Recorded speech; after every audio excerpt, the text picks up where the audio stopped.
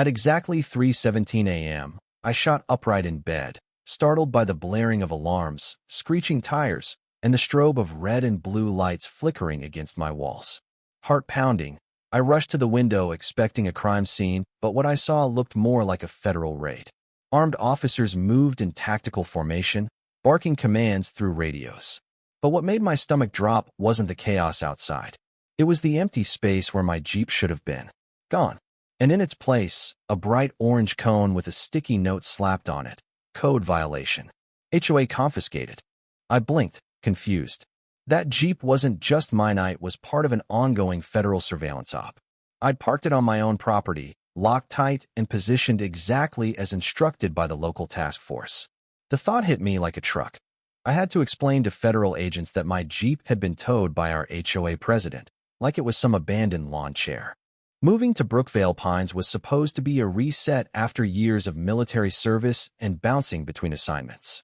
I bought a modest home, wanted peace, a little space for my dog, and a garage big enough to rebuild motorcycles. For a moment, I had it. Kids played in the cul-de-sac, grills fired up every weekend, neighbors smiled. But that illusion of peace was shattered the moment I met Meredith Claiborne, our HOA president. People called her Queen Meredith behind closed doors. She didn't just enforce the rules, she was the rules. First time she saw my Jeep, a matte black Wrangler with tactical bumpers and blackout panels, she pursed her lips so tight I thought they'd vanish. "That looks like it escaped a war zone," she snapped. I tried to explain it was part of my contract work with law enforcement. She sneered. "Nice story, soldier boy. Try a Camry next time." From then on, it was open warfare. Weekly letters citing made-up violations, excessive tactical aesthetics, unauthorized modifications, parking intimidation. Yes, that was an actual phrase she used. What Meredith didn't know, because she was too busy measuring grass height, was that my Jeep had been chosen by a multi-agency task force for a covert surveillance operation. The Jeep was loaded with remote cameras, encrypted GPS, and a secure drive recording footage 24/7. Its look? Exactly why it was chosen. Scary enough to be left alone. Or so we thought. I was told to park it out front, shift its angle occasionally, never move it without clearance. I even slapped on a heavy-duty wheel lock. Meredith saw the lock as a challenge. She filed 5 separate complaints, escalating it to abandoned vehicle status. I explained, again and again, it wasn't abandoned. I showed proof of ownership. It didn't matter. She wanted it gone. One afternoon while I was out grabbing groceries, she struck.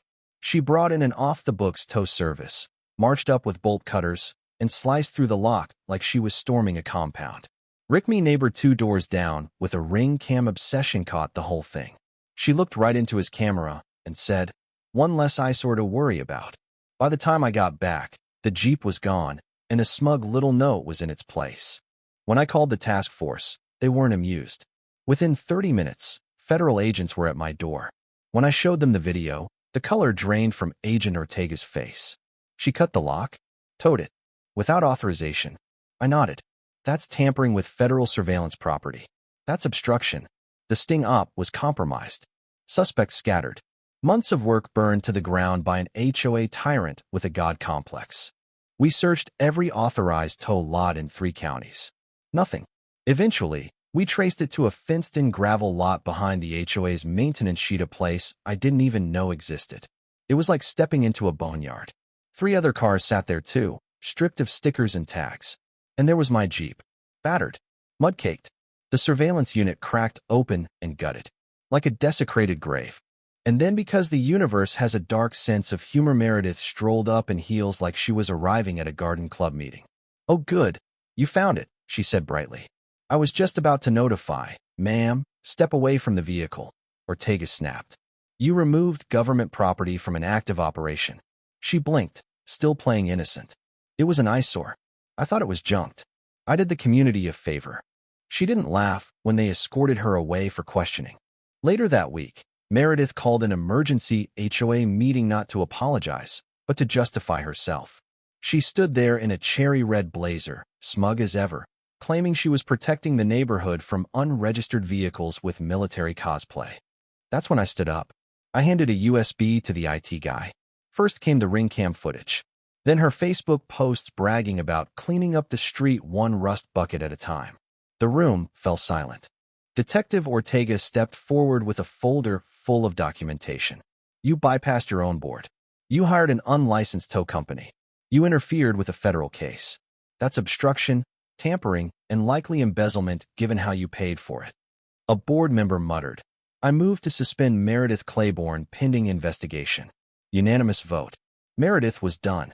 But it didn't stop there. Rick uploaded the footage online. It exploded. Overnight, Meredith became a meme photoshopped into Grand Theft Auto scenes. Her quote, "I did you all a favor," turned into a TikTok remix.